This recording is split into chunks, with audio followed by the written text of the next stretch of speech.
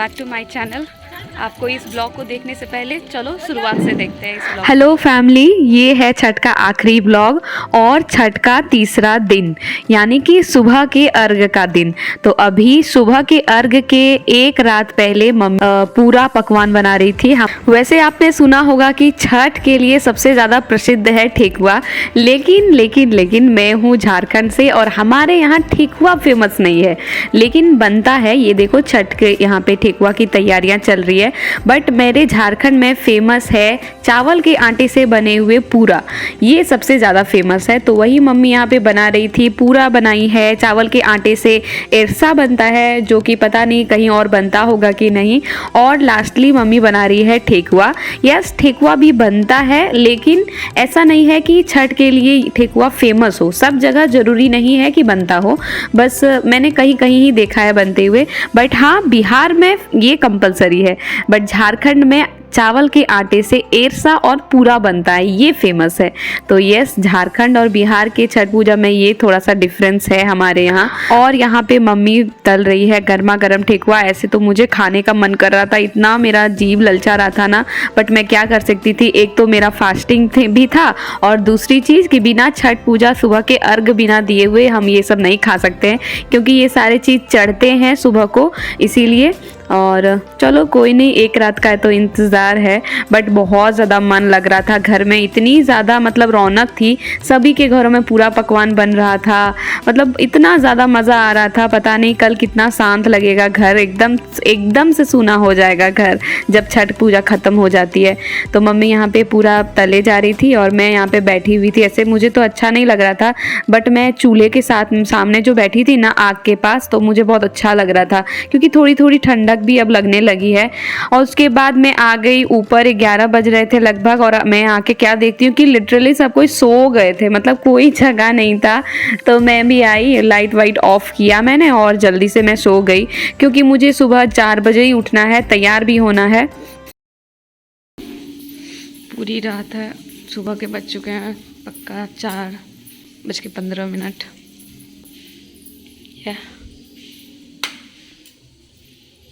Husband जी ने पानी गर्म करने के लिए रख दिया था। एक्चुअली इशू भी ना आएगी इसीलिए। और मैं पूरी भूतनी लग रही हूँ, इसको इग्नोर कर देना। फिलहाल मैं ब्रश करके तो आ चुकी हूँ। नीचे गई थी मैं ब्रश करने के लिए, क्योंकि आज भी मुझे ब्रश दतुवन से करना था, इसलिए मैं नीचे जाके ब्रश करके आ चुकी हूँ। और अब मुझे ना थोड़ी थोड़ी कमजोरी लगनी स्टार्ट हो गई है। पता नहीं सुबह के अर्घ में छठ के दिन क्या होता है कि औरतों को लाइन में बहुत देर नदी में खड़े रहना पड़ता है, क्योंकि उन्हें सिंदूर नाक से पड़ता है। तो यस, पता नहीं कैसे हो पाएगा सब चीज़।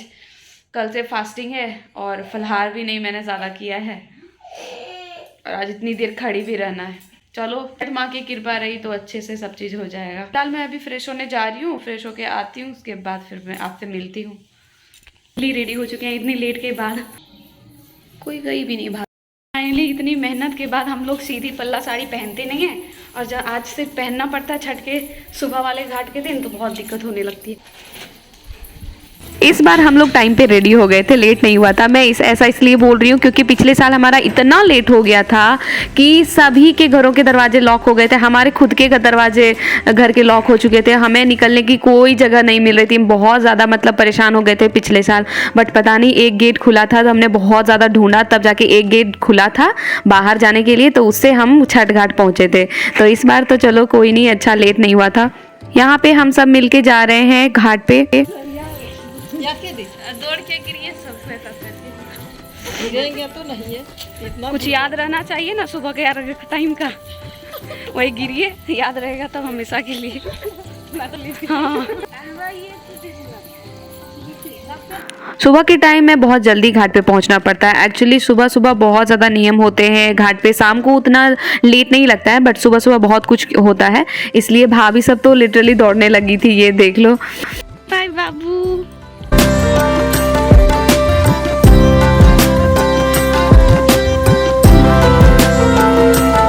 यस, हम पहुंच चुके हैं घाट, और घाट आने के बाद सबसे पहले हमने अपना जगह लिया। हम सारी लेडीज इधर पीछे बैठे हुए थे, और अभी सूर्यदेव नहीं हमारे उगे हैं। जैसे ही उगेंगे तुरंत अर्घ पड़ना स्टार्ट हो जाएगा उनको।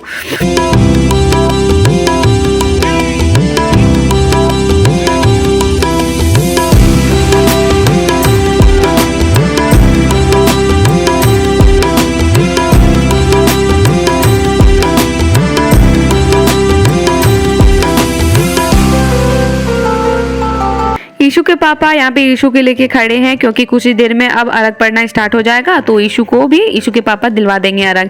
ये देख लो यहाँ पे अभी यीशु के पापा और यीशु सबको अर्घ दे रहे हैं। ये सारी चीज़ें कितनी अच्छी लगती है ना कि उगते हुए सूरज, डूबते हुए सूरज, सभी चीज़ों को इतनी ज़्यादा मतलब मान्यता दी जाती है, इतने मन से पूजा की जाती है। और जो छठ का त्यौहार होता है ना, ये बहुत पवित्र मानी जाती है और इसमें सभी को अपने सिर्फ वस्त्र शुद्ध नहीं रखने पड़ते हैं, अपने मन को भी शुद्ध रखना पड़ता है। यहाँ पे यीशु और यीशु के पापा जा रहे हैं अर्घ देने के लिए। वैसे 5 बार दिया जाता है, कच्चे दूध से दिया जाता है। ये देख लो यहाँ पे दूध ले रहे हैं सबको बारी बारी करके और अर्घ दे रहे हैं।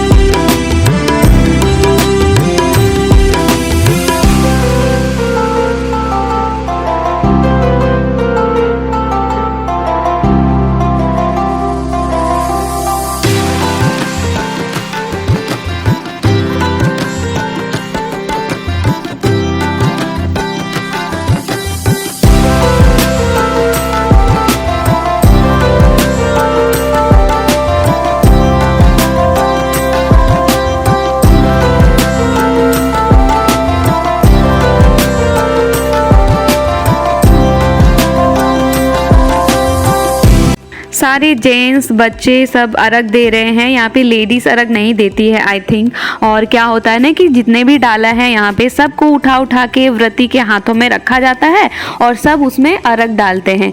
तो इधर सारी लेडीज हम सब बैठे हुए थे, अपना गप कर रहे थे, मम्मी लोग लोकगीत गा रही थी, काफ़ी अच्छा लगता है। और छठ का जो सॉन्ग है ना, वो दुनिया का सबसे बेस्ट सॉन्ग है। अगर आपने कभी नहीं सुना है पे एक बार सुन के ज़रूर देखना। तो ये रहा पोखर, कहते हैं नदी में मतलब पानी में खड़े होके ही अर्घ दिया जाता है।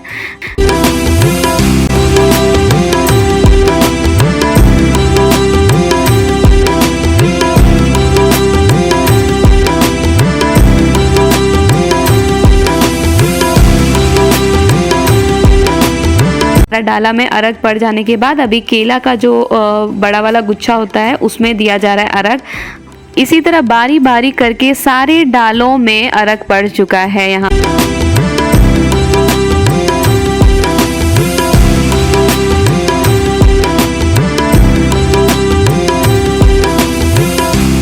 अगर आप पूछोगे ना कि बिहार और झारखंड वाले के लिए फेवरेट फेस्टिवल कौन सा है, तो वो कोई फेस्टिवल नहीं बताएंगे, वो सबसे पहला छठ का ही नाम लेंगे। यस, इतना ज़्यादा मज़ा आता है। यहाँ पे बच्चे पटाखे फोड़े जा रहे थे, हमें तो डर लग रहा था कि कहीं पटाखे इधर ना आ जाए।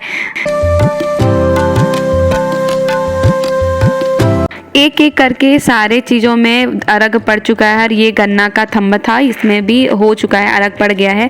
और व्रती जो हैं वो कितना कठिन काम करती है ये देख लो गाइस। एक तो 3 दिन से उपवास पे है, ऊपर से पानी में इतने ठंड में खड़े रह के अर्घ दिलवाना कितना मुश्किल काम है, ये आप इसी से समझ सकते हो। और ये ऐसा क्यों किया जाता है? अपने परिवार को सुख संपन्न देखने के लिए ही इतना बड़ा कठिन व्रत किया जाता है। आज थोड़ा सुबह के अर्घ के टाइम लेट होता है क्योंकि अभी अर्घ पड़ जाने के बाद क्या होता है कि हम सारी लेडीज लाइन से खड़े होंगे और जो व्रती होती है वो 5 बार हमें सिंदूर देगी, 5 बार हमें तेल देगी, 5 बार हमें प्रसादी देगी। और ये देखो हम यहाँ पे खड़े होना स्टार्ट कर चुके हैं।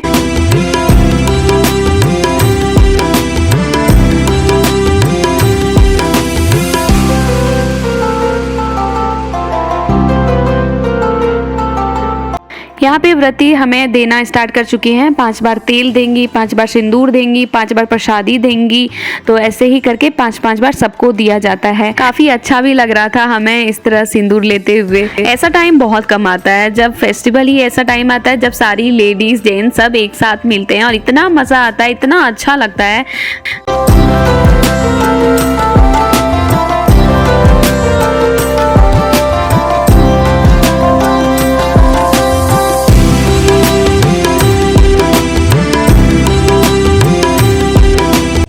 आज के दिन कोई भी अपने घरों में नहीं रहता है, मतलब सब कोई छठ घाट पहुंच जाते हैं, चाहे वो बच्चे हो, बूढ़े हो, कोई भी घरों में नहीं रहता।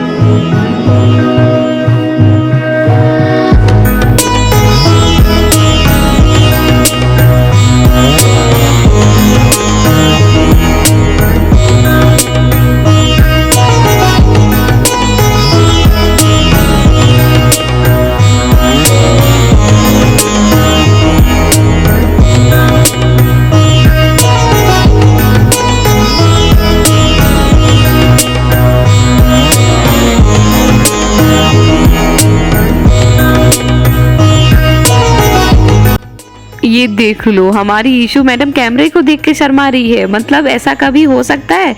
ये तो कैमरे का नाम सुनते ही आ जाती है अपना वीडियो और फोटो क्लिक कराने की।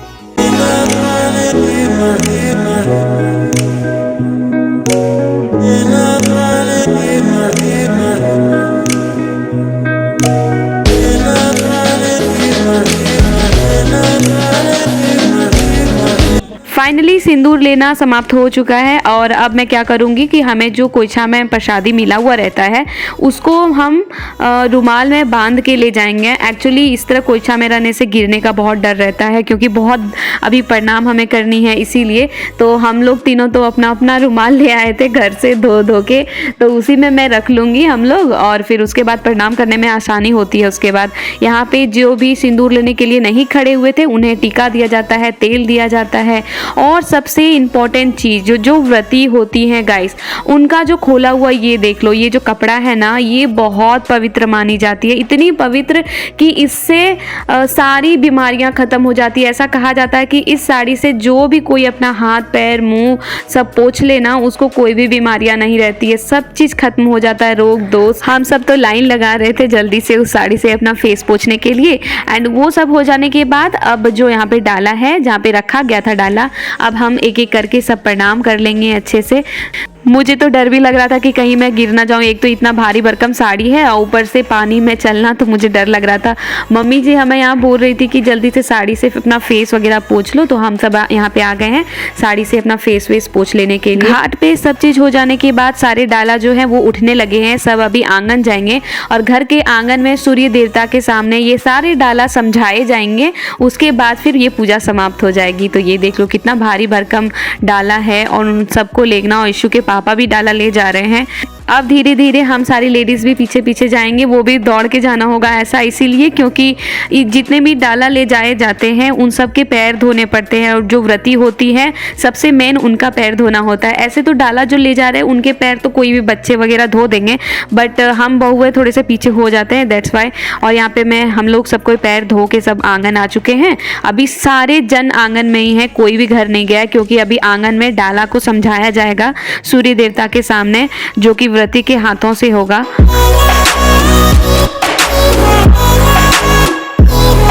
ये देखिए यहाँ पे सूर्य देवता के सामने खड़े होके नमन किया जा रहा है भगवान जी को। एक एक डाला उनको अर्पण किया जाएगा, उसके बाद फिर ये पूजा समाप्त हो जाएगी।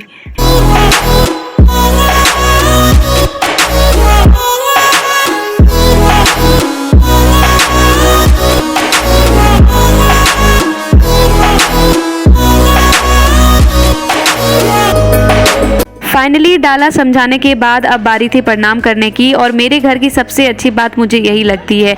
यहाँ पे ऐसा है कि कोई भी छोटे से छोटे त्योहार में एक दूसरे से बड़े को प्रणाम किया जाता है, और लिटरली यहाँ पे लाइन लग गई थी, मतलब भीड़ लग गई थी लोगों को प्रणाम करने के लिए। मतलब कोई ये नहीं चाह रहा था कि किसी से भी कुछ प्रणाम करने के लिए कोई छूट जाए, तो सब कोई ढूंढ ढूंढ के एक दूसरे को प्रणाम करे जा रहे थे। और हमारी ईशु को देख लो, इसको ना बोला जाए, इतनी छोटी सी बच्ची है और ये देख देख के कितनी सीख गई है। अपने दादाजी को, अपने दादी को, यहाँ पे अपनी फुआ दादी को, सबको प्रणाम कर रही थी। वो कहते हैं ना कि बच्चे जैसा देखेंगे वैसा ही सीखेंगे।